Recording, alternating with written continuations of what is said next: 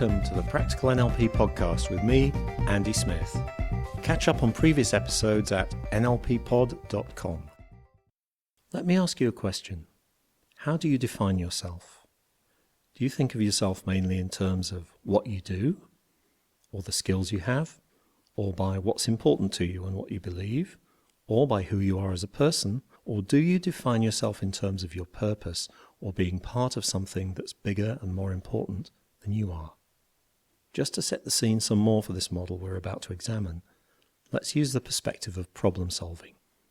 Imagine someone who has real problems with his neighbours. It might get so bad that he decides to move house.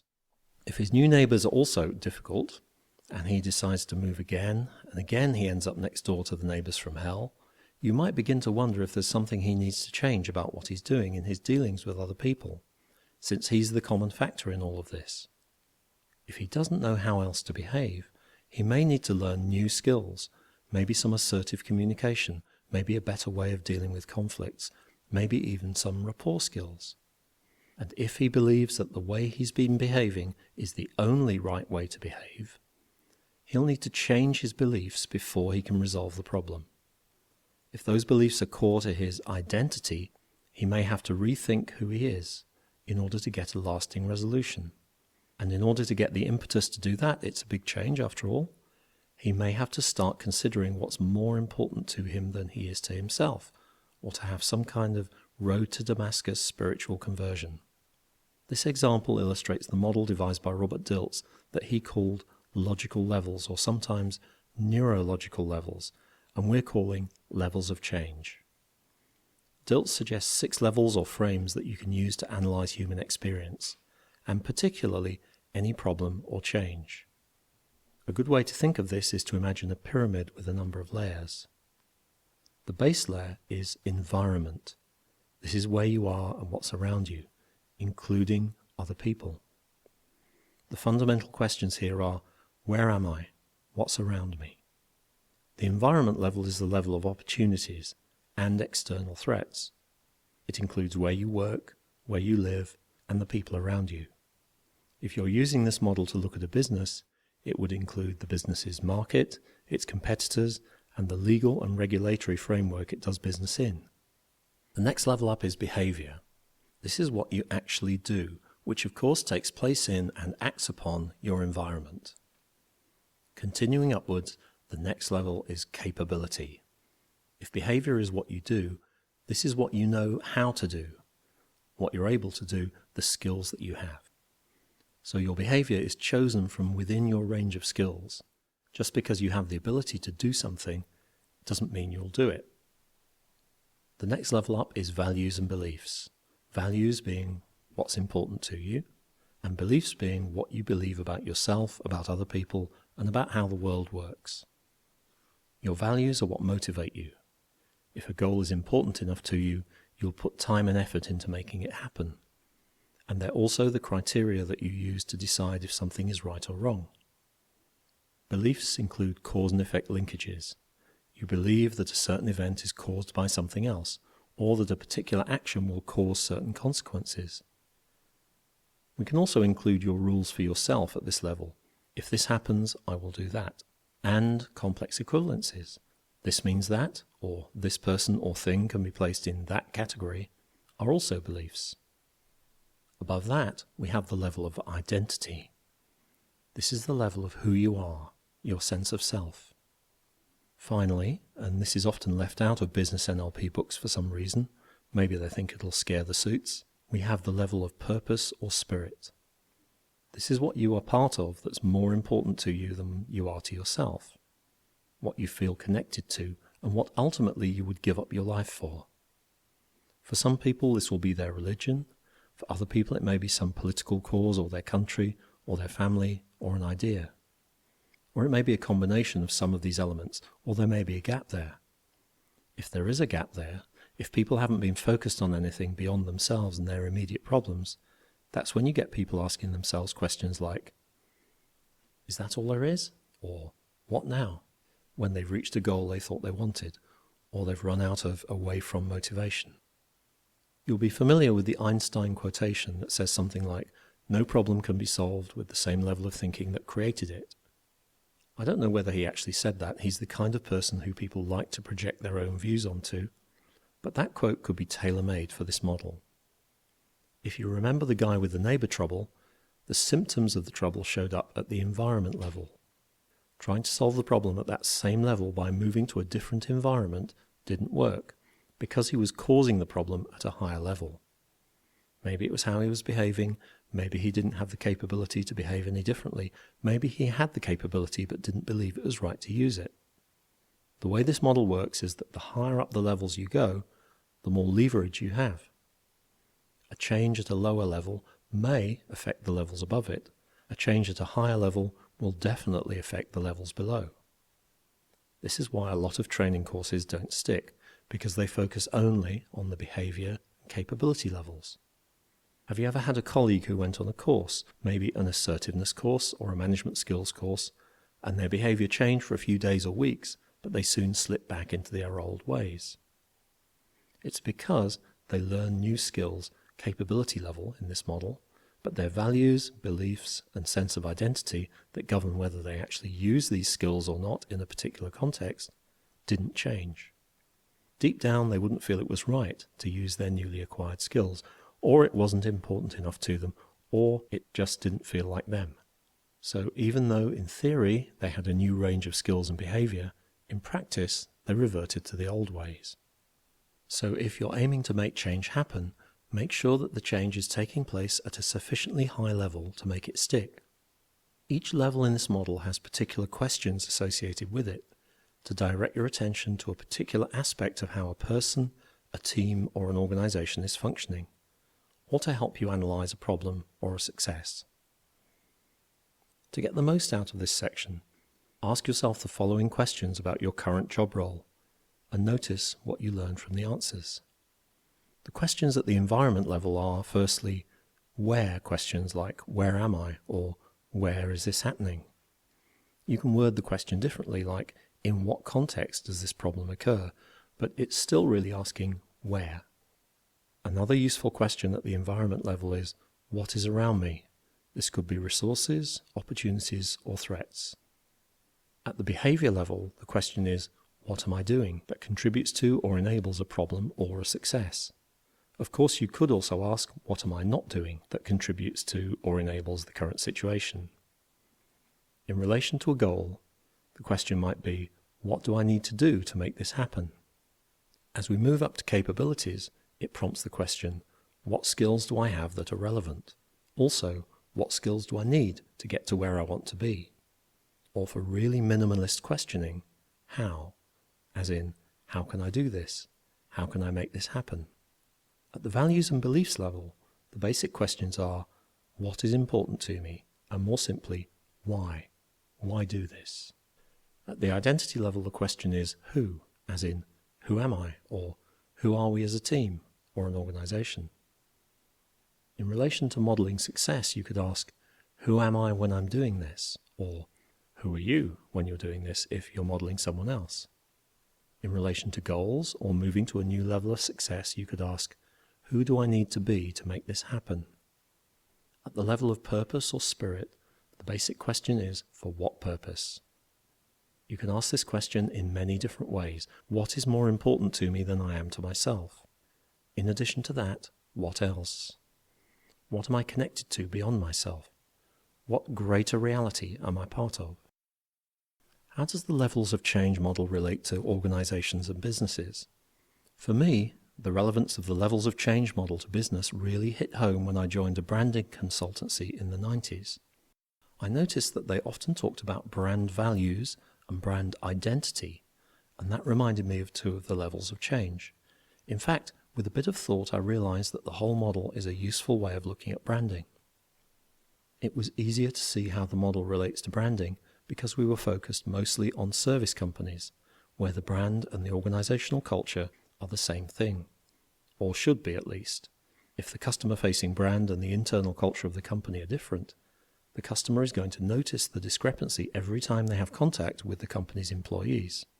So you can understand the whole culture of an organization, how it relates to its customers and competitors, and how that culture changes in terms of levels of change.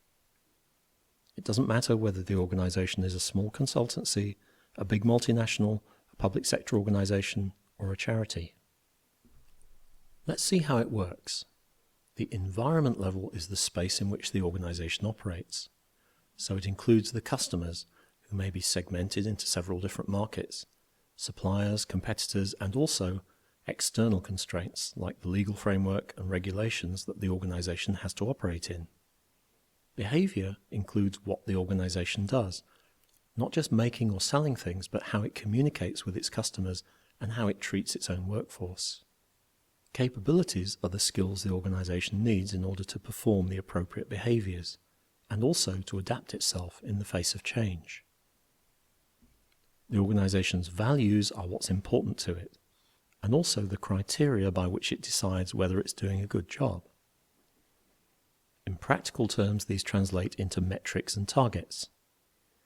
The other side to values is that, in theory at least, they provide the motivation for what the company does. Where there's a gap between the organization's values and the values of the individuals who work for it, there may be motivation problems.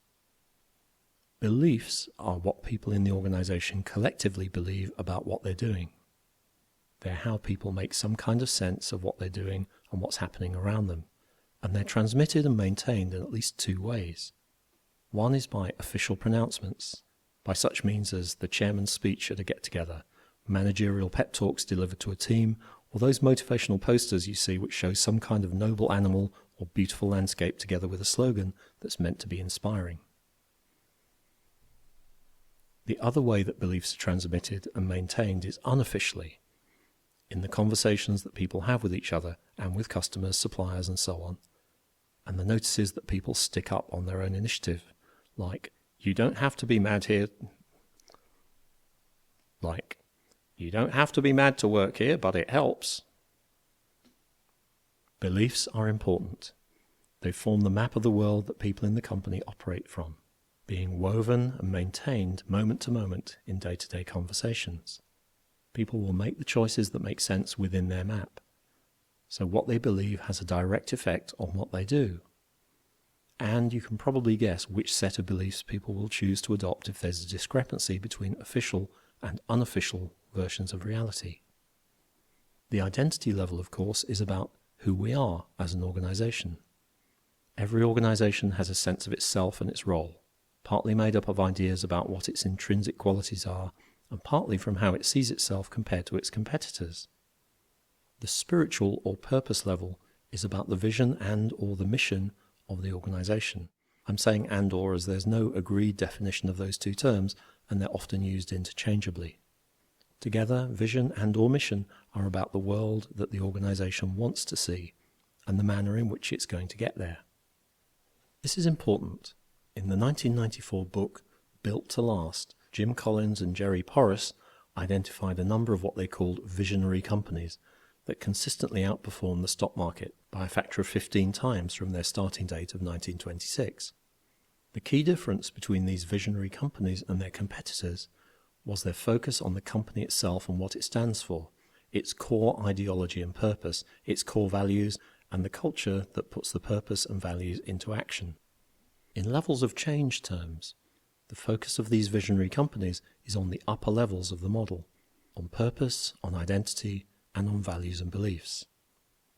By contrast, other companies which performed okay, but not as well, are focused more on the environment level, on what they think their market wants, and on what their competitors are doing or might do. The organizations that really make a difference, that really create something new, as opposed to Me Too's and also rans, focus on the difference they can make and on being the best they can. You may have noticed the way that original one-of-a-kind movies that prove to be successful are often followed by a swarm of copycats that aren't as good, like the pile of not very good British gangster movies that came out after Lock, Stock and Two Smoking Barrels was a hit, or the long, dull sword and sandal epics with huge computer-generated battle scenes that followed in the wake of The Lord of the Rings, or the way that Hollywood studios will always find it easier to make another sequel, each one worse than the last, rather than break new ground with an original movie idea. That kind of output is what happens when organizations focus purely at the environment level, what the market wants, rather than at the level of purpose. But as that great innovator Steve Jobs of Apple said, it's really hard to design products by focus groups. A lot of times people don't know what they want until you show it to them. When you focus at the higher levels of purpose, identity, and values, you can keep your motivation strong and adapt to changes in the marketplace and technological innovations while staying true to your essential nature. In order for an organization or a person to be at its best, the levels need to be in alignment with each other. For example, if the organization has respect and integrity as stated values, as Enron famously did in 1999, but treats its people badly or cheats its customers, what are people going to believe? What they say or what they do? The identity and values need to support the purpose. The behavior also needs to support the purpose, and the organization may need to develop new capabilities in order to be able to act in the way that's needed. When identity, values, capabilities, and behavior all line up to support the purpose, the organization has access to all of its resources and has the best possible shot at being able to cope with any challenges or competition in its environment. The best way to ensure that values, and hence identity, reflect the reality of the organization's behavior is to involve people at all levels in crafting what they should be. That way you keep it real and avoid the cynicism that results from espoused values being too different from what happens in practice. You can use the levels of change model to tune up the performance of a team by asking the team members to consider the team in the light of the different levels. Here are some example questions for each level. Try this with your own team or just have a go at answering the questions yourself now. Purpose. What greater purpose or end goal does the team contribute to? What larger systems is it part of, and how does it contribute to them? What is its stated or even unstated mission? Identity. What is the identity of the team or organization, and how strong is that identity? How unified is it? Values and beliefs. What stated or unstated values and norms does the team or organization subscribe to? What stated or unstated assumptions does it operate from in practice? What mechanisms allow these assumptions to be updated by experience? Capabilities. What skills are needed to fulfill the mission and stated values of the team? What skills needs does it have? What skills do its members have that the team is not yet tapping into? How does the team learn? Behavior. How closely do the actions of the team reflect its values and missions in practice, within the team and outside the team, to customers, suppliers, and other parts of the organization? What should it do more or less of? Environment. How well does the physical environment of the team enable it to fulfill its mission? What resource needs does it have? What external constraints does it face? What opportunities are available to it? What threats does it face? That's it for this week's podcast. Remember, you can see the show notes for this episode at nlppod.com, and you can download back episodes you may have missed from the online store at webstore.nlppod.com. See you next time.